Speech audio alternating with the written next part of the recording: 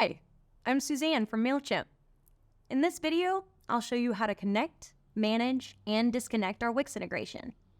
When your site's connected, we'll automatically import your Wix data to Mailchimp, so you can use our platform to organize your contacts, create multi-channel campaigns, and send personalized messages through automations. All of this could help you drive sales and customer loyalty. Before we start, it's important to note that we only sync your Wix data to Mailchimp. This means that any changes in your Wix account will automatically sync to your Mailchimp account. But if you change something in Mailchimp, it won't affect your data in Wix. With that covered, let's log into Mailchimp to connect a Wix account. First, click Integrations to expand the options, and then click Discover. After that, enter Wix into the search bar and click on the tile labeled Wix. This will take you to the Wix integration page. Whether you have an e-commerce website, a blog, a portfolio, you'll follow the same connection process.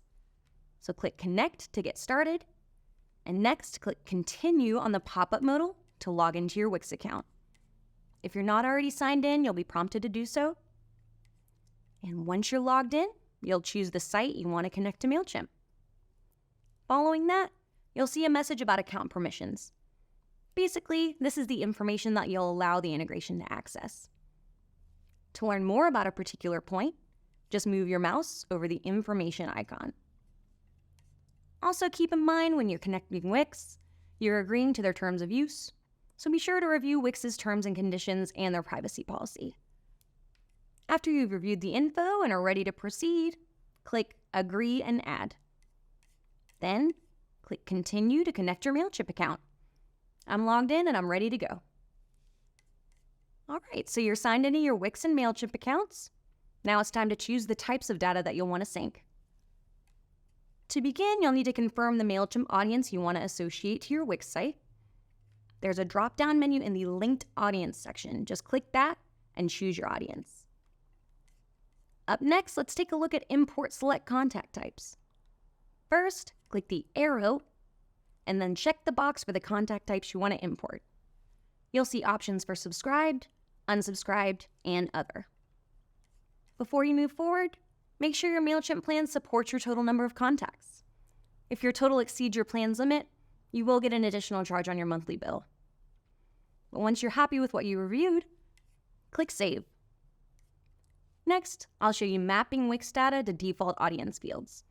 Here, you'll see how your Wix data is matched to Mailchimp audience fields like first name, email address, and products. If you need to make changes, click the list arrow in the Wix data column and select a new field. When you're done there, click Save. At this point, you've taken care of your settings. All that's left is to click Sync Now. Nice work! You've connected your Wix account to Mailchimp. Now you're on the Manage Integration page. Your dashboard will display the status and types of information you've synced. Yours might look a little different from mine. You'll also see recommendations for the next steps you can take. For instance, you can import your brand assets, send your first email, and turn on essential automations. As you send out campaigns, you might want to make adjustments to your sync settings, and you can do that easily on this page. If you need to find your way back here, go to Integrations and click Manage. After that, click the Manage App button and choose Settings. From here, you can make updates just like you did during the connection process. Once you've made your changes, click Sync Now.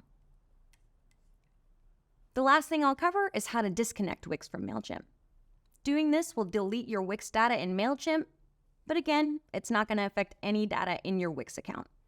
When you're ready, click the Manage App button and then choose Disconnect Site in the dropdown. Next, type in Delete to confirm your decision. And finally, click Disconnect Now. That's it. To recap, I've shown you how to connect, manage, and disconnect our Wix integration. If you want to learn more about this integration and others, visit our Help Center. Keep up the great work, and thanks for watching.